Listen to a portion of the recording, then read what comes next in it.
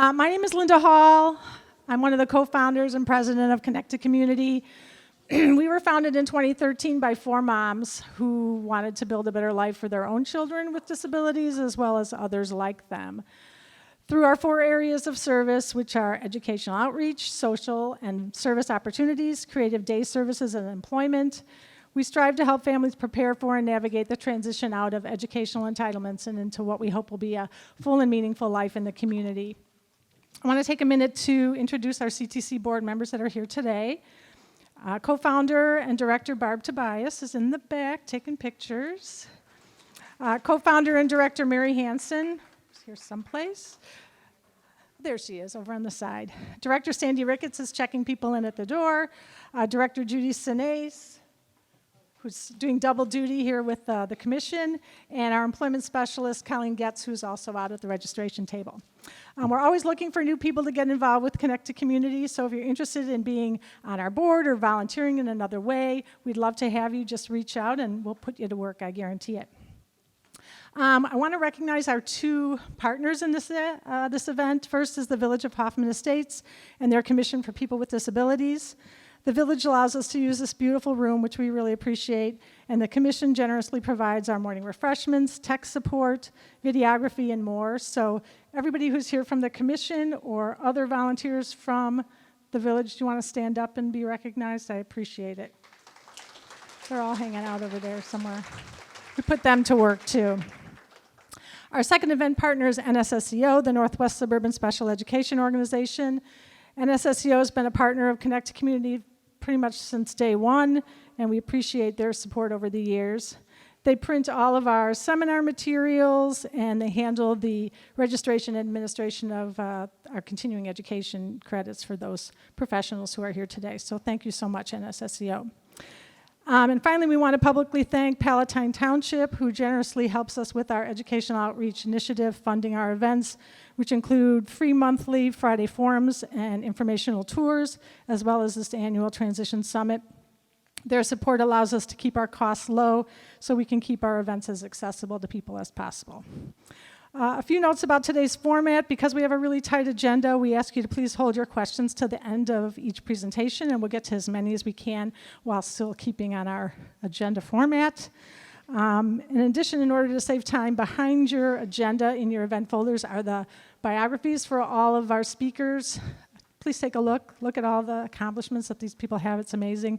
And it allows me to keep my introductions very short and succinct. So take a look at those when you have a chance. Okay, so let's get started. Today's event is about housing. And like so many things in the disability world, it's not a one-size-fits-all proposition. What's an ideal housing situation for my son may be a disaster for yours, and vice versa.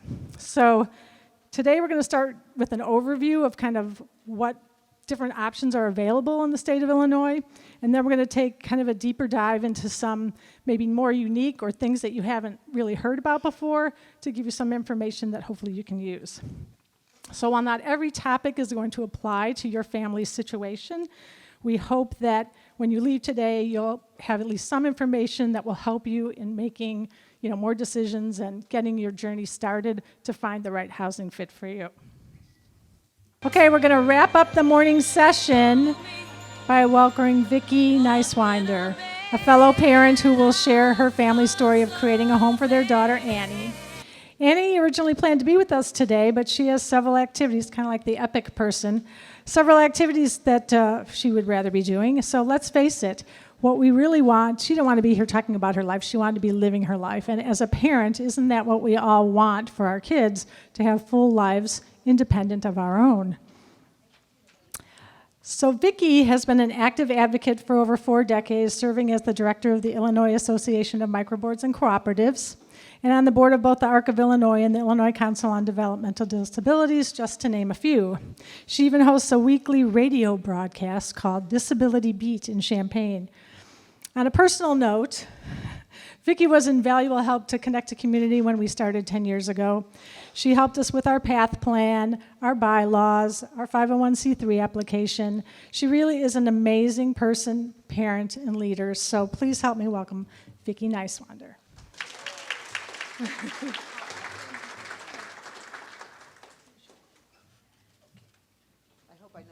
like this. Okay, so yes, I'm a parent, and I've been committed to advocacy for my daughter since she was born over 40 years ago. It's hard to believe looking at this picture that she is now 40. This was taken when she was only 5 and starting kindergarten, and obviously did not want her picture taken. But we managed to get her in with all the other kids, and I'm going to go over big blocks of her life with not telling you very much, but I'll be around at lunchtime, so if you have any specific questions to ask, you're more than welcome to do that, or I can take questions as we go.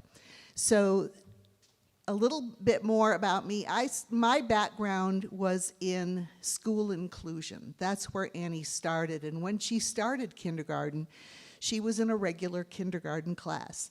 Not that they'd ever done that before in the school district where we lived, but they were willing to try. And we were able to maintain that over the years. And when just a couple of stories about Annie's, when she was in 8th grade, regular junior high school, she was in a language arts class, and the teachers had been doing a great job of accommodating her needs. She has communication issues. She wasn't achieving at the same level as other students and had lots and lots of need for adaptations and accommodations. The teacher that she had for the language arts class was doing a fabulous job, but she called me up one night and said, I have a concern. We're starting a new unit on Shakespeare next week, and I just think it's going to be over Annie's head. I don't think that she's going to like it. I think she'll be bored, all these different things. And so I think it would be better if during this unit she goes to the special ed room or to the office or to the library and does something else during language arts time. And I said, being an inclusion advocate, I said, well, let's talk about what you're doing. And so the teacher said, well, we're going to be reading the book. They're reading the story, Hamlet.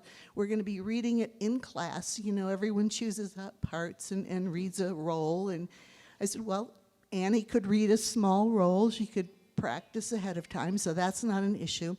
And then we're going to act out parts of the play in class. And at the end of the unit, we're going to go to the University of Illinois, where they're doing Hamlet as a student production this year, and we're going to see it performed on stage. I said, well, none of that sounds impossible to me. She goes, well, what about homework? And I said, well, you've been adapting your homework all along, so I don't think that there would be a problem there. Just, do what you usually do, and it should be fine. So she said, okay. I said, I'll tell you what, let's try it for just 3 days. And after 3 days, you think it's not working, we'll figure something out. And so she said, that's a deal. So Annie went to English class on Monday, and the teacher started her unit on Hamlet, and Annie came home with her first assignment. And the assignment was to write, because they had just read the first scene of Hamlet, what happened in the first scene of Hamlet? And I thought, one thing you all know as parents is that when your kid has homework, bingo, yeah. And the other thing you need to know is I despise Hamlet. I despise Shakespeare in general. Never liked it when I was in school. And I have 2 other kids, and I have to make dinner. And God damn it, I have to read Hamlet now. So I said, Annie, just tell me what happened in the first scene of Hamlet. The teacher said 3 sentences. That's what she had to write. Everybody else had to write pages about it, I guess. I don't know. And what happened in the first scene of Hamlet? 3 sentences. Annie looked at me and went, I said, oh, brother. I said, what happened? Hamlet was a king. He died. Then he turned into a ghost. Yes! Okay, write that down. You have got it. She went to school the next day, turned in her assignment, and the teacher called me up right after class and said, she can stay. She's got it better than a lot of the other kids do. So, you know, that's just an example of expectations. People have such low expectations of our kids.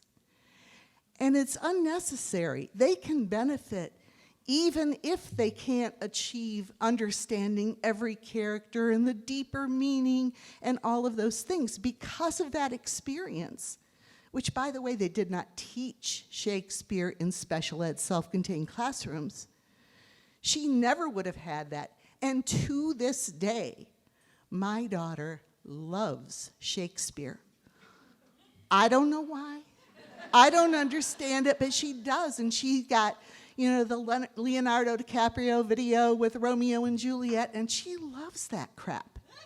So it was a life-changing experience for her because she was allowed to stay, because she was allowed to be a part of what everybody else does.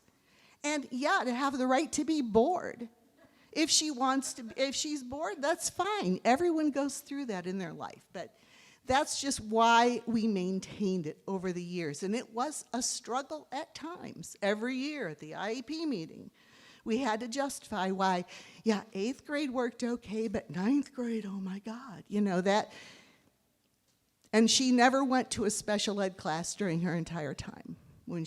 She had support, but that's a whole other story. So that's Annie in 8th grade. She graduated with her class and then spent a couple of years in the young adult program, which was based in a classroom at the high school. And I said, no, she's graduated. She does not want to come to school at school.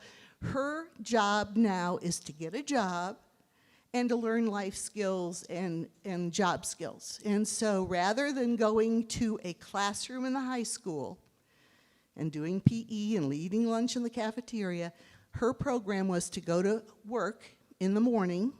She took her lunch to work, worked all day, and at the end of the day came home and, you know, did her life skills at home with the assistance sometimes of her job coach, who would come and help her learn laundry and start dinner and those kinds of things. So it was completely individualized for her. Maybe because I was such a squeaky wheel, but they did do it for a few other people. I don't know that they are anymore. So that was kind of her high school experience. Once she graduated, I'm going to back up to this. Once she graduated, the only option that was available for her, despite all of our advocacy efforts, was to go to a sheltered workshop. That was it. And so we had a choice to make. Do we try and figure out something else now, or do we just, you know, let her go? They said, well, let's figure it out, but in the meantime, let's let her go because she needed to be away from mom and dad. She's practically an adult now. She was an adult. She was 22. So she went to the sheltered workshop. She was there for 6 months, and every week I'd call them up or we'd meet, and I'd say, okay, we need to find her a job in the community. She's had umpteen different jobs while in high school during her time there. We need to do this. And we're assessing her. We're trying to figure that out. We don't know. It's going to take time. And then after 6 months, they called us up and they said, we think Annie was sexually assaulted at the workshop. And I took a big gulp and a big breath, and they said, and now we'd like you to take her to the hospital to get an examination by the sexual assault nurse there.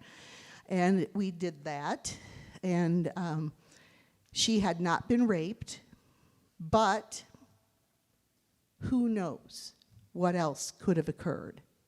And so I called them up and told them the results of the examination. They said, great, she can come back tomorrow. No, that won't be happening ever. We need to come up with something else. So the agency kindly and I guess to protect themselves, gave her what amounted to home-based funding, an amount of money so that we could hire people to support her outside of the workshop. And it was the beginning of her living an independent life away from those isolated places, which honestly scare me to death. I know they can be great, and I know that they're gonna be there if we ever need them, but we don't want them if we don't have to. What she's doing right now in her life can't be matched by any isolated situation. She's with people who love her, who know her, who respect her, and know that she's got gifts and abilities that, you know, every person has gifts and abilities, no matter what their involvement of disability is. And Annie has her challenges, but she also is able to manage her life fairly well. So when she left the agency, we did a path plan for her, similar to what we did for the Connected Community group early on, with that group of, 7 parents that we had in a room, somebody's living room, and we put this big piece of paper on the wall and said, okay, what are your hopes and dreams 10 years from now? I don't know that we had this meeting, you know, on the list, but what are your hopes and dreams, and what kinds of things do you want in your life? For Annie, and you probably can't see this very well either place, either on the screen or on your handout, but her dreams were to work with small children. She wanted to work in a daycare. She wanted to have her own apartment. She wanted to have a book club with her friends. She wanted to party with her friends. She wanted to work out, have a job, be in theater and music, and she loves sports. So all of those things were a part. And the rest of the plan really is, what do we do to get her there? One of the dreams that she had was to vacation without her parents. That was a big one, and I'll get to that in a minute. But so we had people in the room, and you know, the state of Illinois has this discovery plan that they use with people. I don't know, how many of you have been through the discovery plan? The ISP comes to your house, and yeah, okay. So you've been through that. You know that really, in my impression of it is that it's really about, what are the things that we need to do to fix this person? What are the skills that we need to teach them to be able to be more independent? It's nothing about, what do you want your life to be like in the future? That's the question I'd like to hear them ask. What do you, as a parent, what is it that you want for your adult child to give them the best possible life? That's all we want for our kids, is for them to have a great life without us necessarily, because likelihood is we're not going to outlive our children. And so what do we do to not only create that, to maintain it, but to maintain it? So a couple years later, we bought a duplex. Happened to be right smack dab in the middle of town. On the other side of this duplex is a Walgreens, and then across the street is downtown Mahomet, Illinois. So it was walking distance to everything, and we bought the duplex. We were fortunate enough to be able to finagle the financing because our house was just about paid off. And so we refinanced it, and we had to remodel this place because it was awful. The guy that lived in there had a dozen tropical birds, and oh my God, it smelled so bad. But anyway, we fixed it all up, repainted it, and Annie would not go in because of the stink, but eventually she did. In the remodeling process, we found that the woman who lived in the other half of the duplex, who was still there, was very interested in being a support worker for Annie, being a support person for her.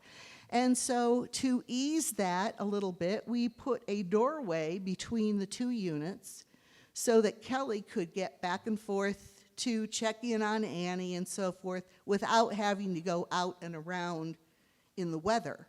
So, and as it turns out, that really wasn't necessary. It helped for a while, but Annie learned to be quite independent and was able to do much more than we ever expected that she could do for herself because of the extent of her disabilities. But she had the opportunity to learn, and it really worked out for the best. That's Kelly. That's the young woman who lived on the other side. She doesn't live there anymore. She moved out, but she is still a personal support worker for Annie 1 day a week.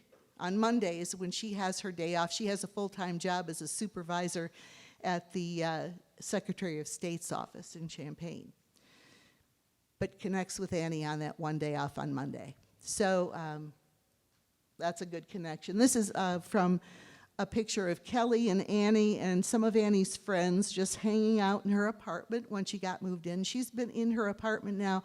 We argue about the dates on this, and I couldn't figure out exactly. I think she moved in 2012, July 12th of 2012, which makes it going on 11 years now.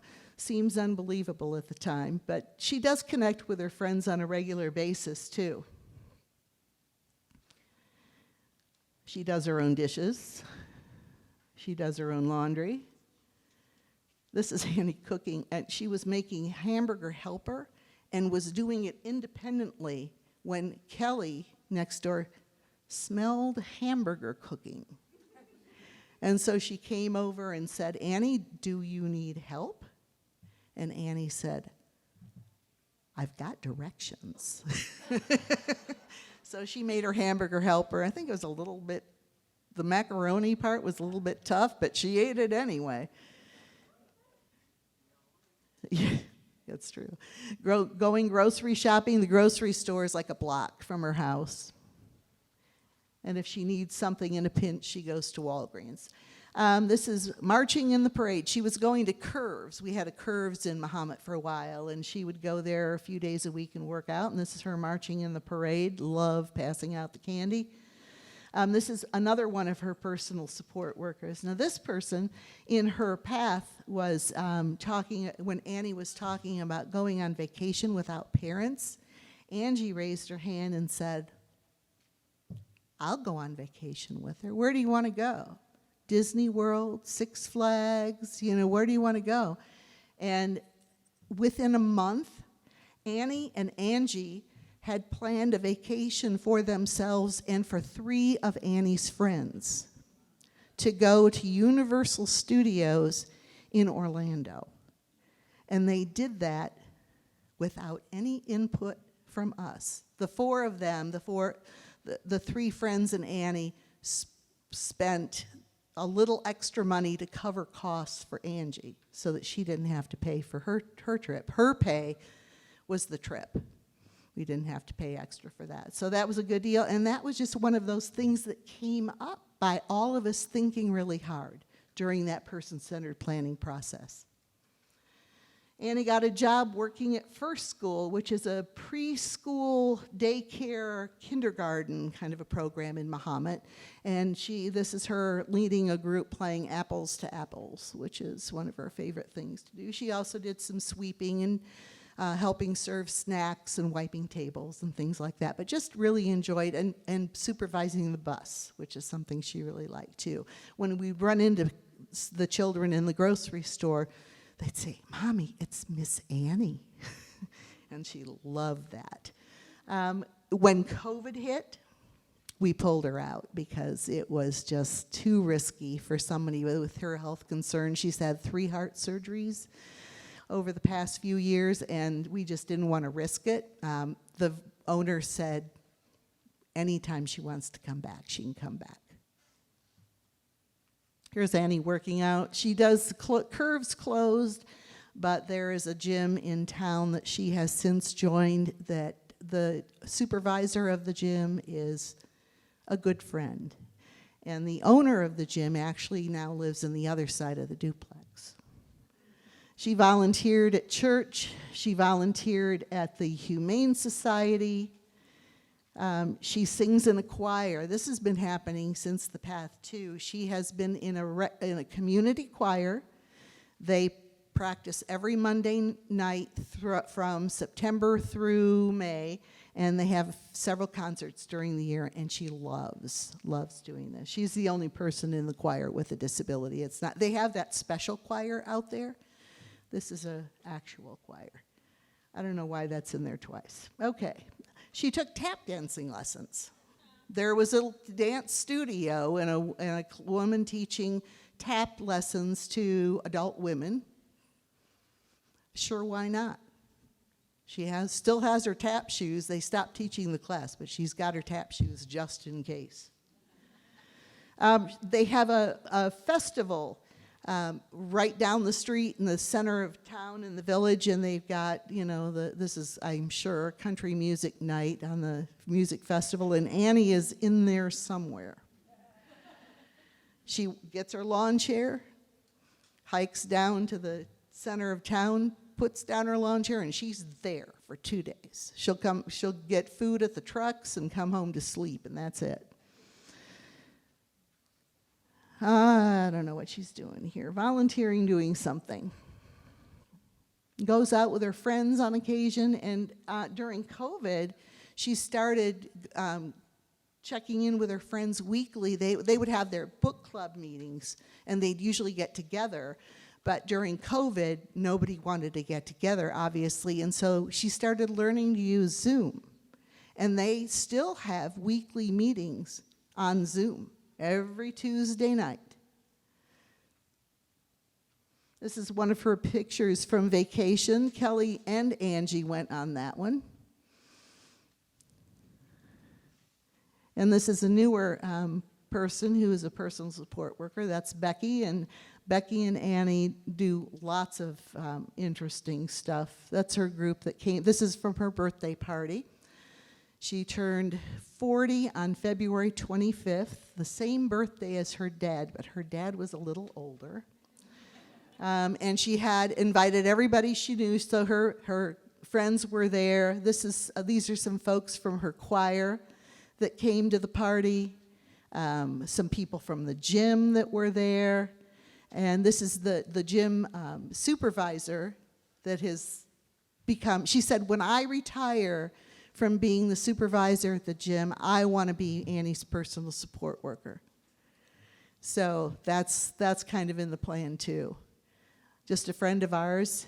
You can see it was a big blowout thing, and that is the most recent picture I have of Annie, taken during the end of the sports season. She was hoping Butler University is her team because her sister went to Butler, and then Cincinnati is where she was born. So any Cincinnati team is her team. The Reds are huge right now in her life. So I think that is it for that. Just a couple things I'd like to say is that not everybody is going to have Annie's life and shouldn't. It should be, if you have a child with a disability, an adult child, their life should be what they want and need. And our job as parents and support professionals is to figure out how we can make that happen. Does it really have to be just special programs, or is there something out there that can serve? Now, our local provider has a gym in their facility. Is it really necessary for her to go there? Probably not. We have to figure out a way to make it happen so that it works for her, that she's going to be safe, that she's going to be involved and engaged, but not necessarily segregated. That's really a difficult thing to avoid, and sometimes it feels like, living off the grid, like people who live up in the mountains with no electricity and no water, and no resources of any kind, and trying to figure out how to make it happen. And it takes a lot of energy to do that, but you always know that you don't have to necessarily settle for less than ideal. I'm encouraged by the fact that the last time I spoke with a group at this location with Connect to Community, it was a whole bunch of people I already knew. And I don't know a lot of you folks. So I'm encouraged that we have a whole bunch of new people engaged in the area, and it was exciting to see you get on that app and contact the state of Illinois and tell them what they need to do, because there's a lot that needs to be done. There is a lot of stuff that needs to be done with converting state-operated developmental centers into community supports. That's one of the reasons why our kids get so little right now. There's a lot to be done with this new electronic verification thing, which is driving me insane, that they want parents who have their kids at home to check in and check out of hours that they're working. Don't they know you never stop working? You know, are they going to start paying us overtime for that? I don't think so. No, that's not going to work. And then for people who are personal support workers who do that for their job, they can only get paid for the hours that they check in and check out. Do they not get paid vacation? Ever? It just isn't very well thought out. So if you have not had a chance to, I think there's one more or two more public input sessions on that. So you may want to check into that and put your thoughts and feelings together for the state to understand what you're doing with that. So I can ramble on. I'm on a soapbox. I haven't been on one in about 3 years. So, you're just going to have to deal. Any questions for me? Happy to answer them. Hi, thanks for sharing. That's so encouraging. Just curious how you have found personal support workers. Any comments? Well, we've tried a couple different things. First, we tried putting an ad in the newspaper. Yeah, that was marginally successful. What we ended up doing was we started a cooperative, very much like Connected Community, in the Champaign area. I was chairman of the board of that group for 5 or 6 years. It's called Community Choices. And Community Choices essentially started out as a group of parents, just like you guys did here, talking about what we can do to work together. And so a lot of the people that we hired as personal support workers were people that were known by other families, or people from our own community, or friends of a friend. And that's how, if I want to hire another person, we've had the people that we have for quite some time now. We have 3 regular personal support workers for Annie, plus 1 person who just steps in as a sub if needed. And that has worked out real well. But generally, I say, who do you know? Who do you know and trust that you would allow to be with this person? No one? Yeah. You need to get out more. Honestly, that's a thing that happens to parents, is that we ourselves tend to isolate. And we don't have time to get out there and join clubs and get engaged or be in a choir or any of that stuff. If you get out there and make an attempt to do something to get connected to your community, it's not just for our kids. It's for you too. But you want to have those personal connections, I think. You have to be able to trust the people that you're leaving your child with. Does that help? Hold on, I'm coming. Hi, thank you. Quick question, or actually it's 2 questions. First of all, I'm curious how involved you are in Annie's life now. And second question, have there ever been security, safety concerns, and how did you address those? The security safety concern is something that we addressed fairly recently, actually. She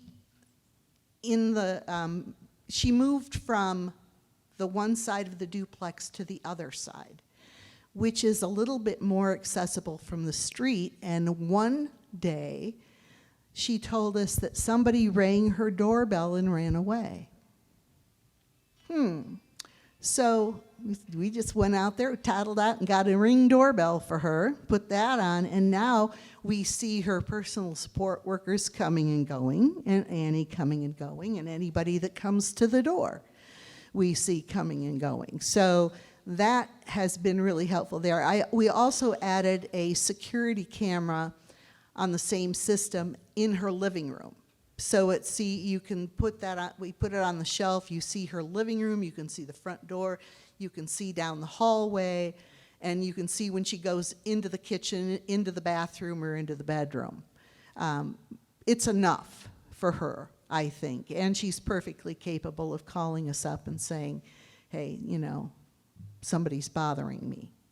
But that was the only instance that I'm aware of where we had a security concern. Yeah. How many hours of personal support does she have, and what's your funding base for everything? I just missed part of your question, I think, too, because you asked how much I do for Annie. I'll talk about both of those. First of all, yeah, we see her, we talk to her every day. She'll call at the end of the day, and we talk about what she did and where she went and all that kind of stuff.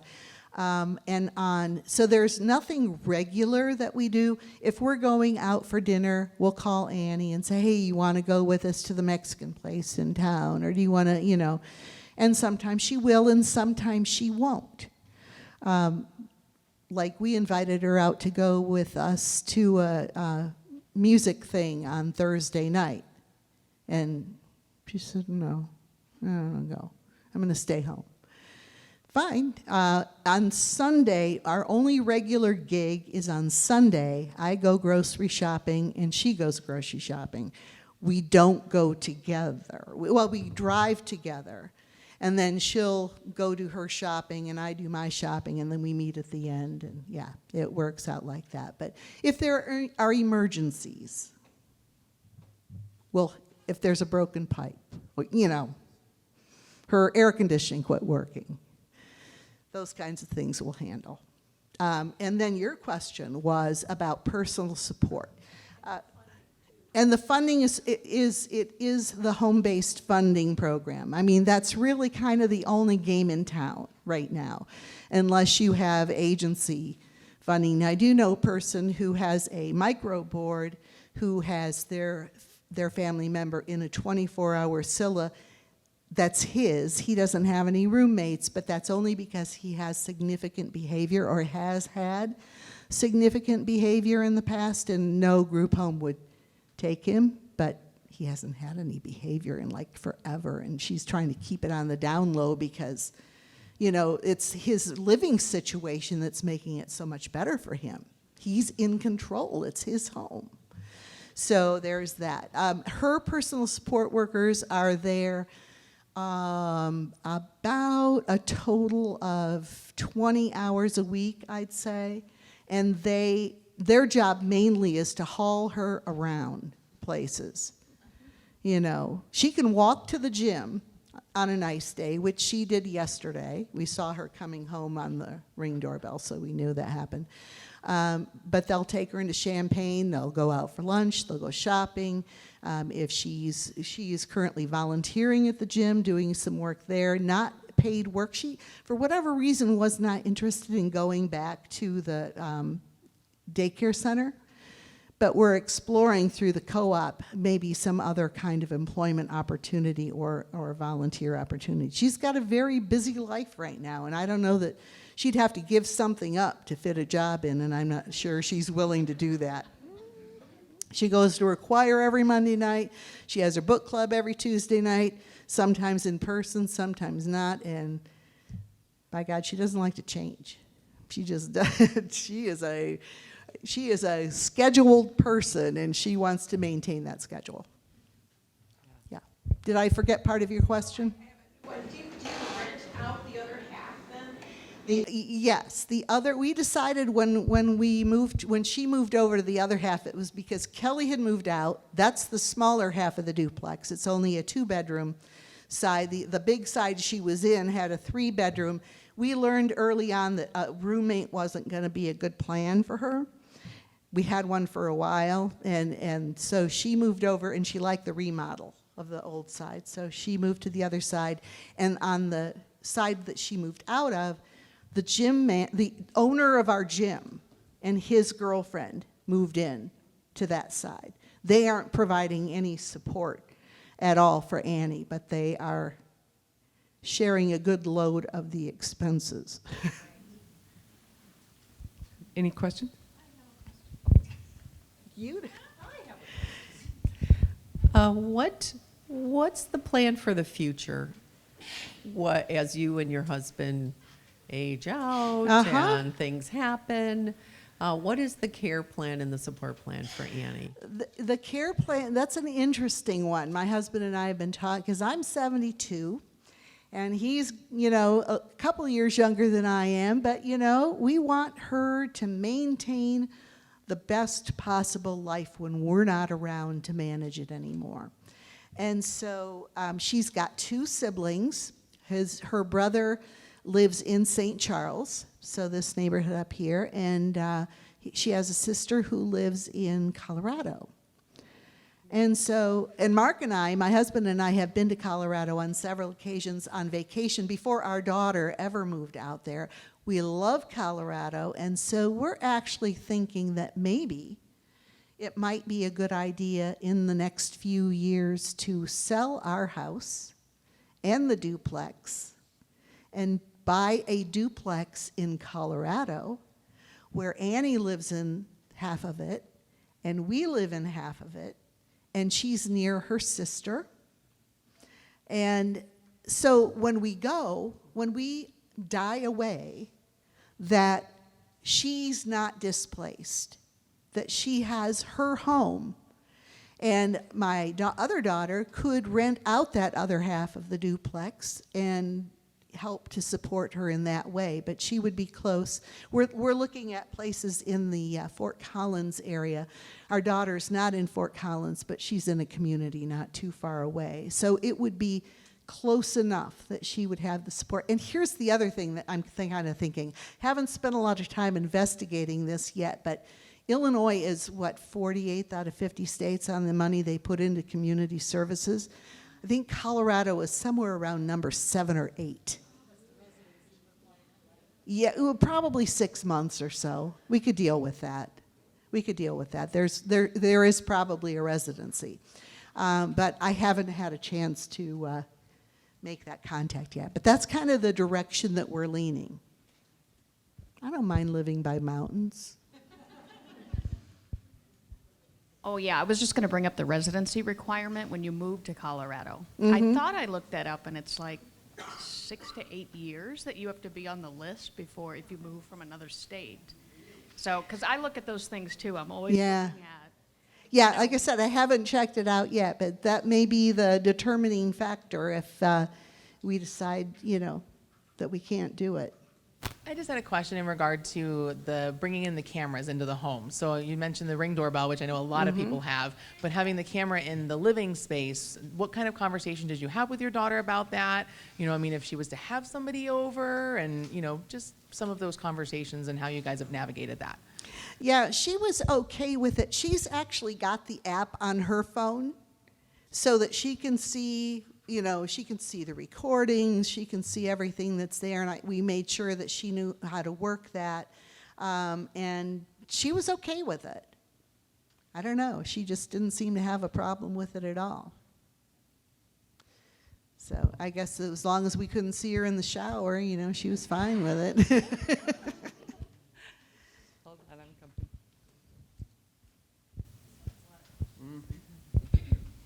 Okay, so you can tell this subject is where I'm at because I'm still stuck on the transition as we step away as parents. Has your other daughter said she wants you all to move out there? And does Annie want to move? Yes. Our younger daughter has said, in fact, she's texting me pictures of duplexes all the time. The problem is that if we buy something out there, it's going to cost about what the 2 units that, the duplex and our house, we sell those, we may be able to swing a duplex out there. That's one of the issues. Annie loves her sister. She loves Colorado. I think that she would, my worry is that she would miss the people that she cares about and she loves here, her friends, the people in her choir. Those are kinds of things that we have to think about. How do we get her engaged in similar activities and get her involved in community there. Not just being, shopping in the community, but actually having friends and engaged in activity. That's the big thing. And it probably would take another path to make sure that we're doing that right, because it changes, life changes after a period of time, but that is kind of the plan. Any more questions?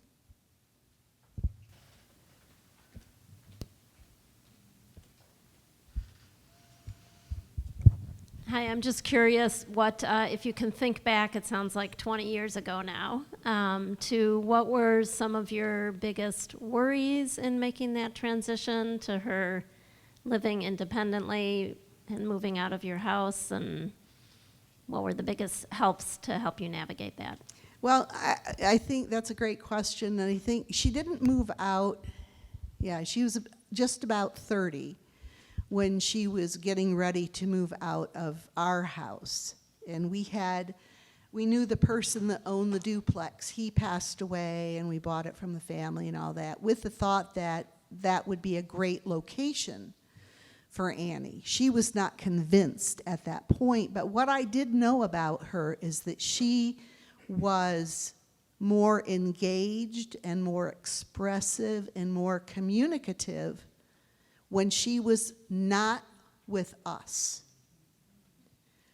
If we were there, I was supposed to talk for her and do for her, and I would do the cooking, and I would do the laundry, and I would do all of those things that I knew she was perfectly capable of doing, given the opportunity. Now, granted, she does her own laundry. She'll put the whites in with the dark clothes. And you know what? That drives my husband absolutely insane. And I said, so her socks are a little gray. She's doing it herself. Get over it. But, those are the kinds of things that we consider. Those are things that she can do on her own that she never had the opportunity to do. And she needs to be able to live without us. We're not going to be here forever. We're just not. So that's kind of the reasoning that I used behind it. And it panned out to be quite true. We thought she was going to need a whole lot more support living in that apartment than she actually ended up needing. We thought there had to be somebody there all night. That's why Kelly and the open door, between the units, she didn't really need that. So it has worked out well. Any more? Linda? All right, well, I'll stick around for lunch if anybody has any more questions that pop up. And I don't have all the answers. I just have probably as many questions or more than you, but I'm doing the best I can.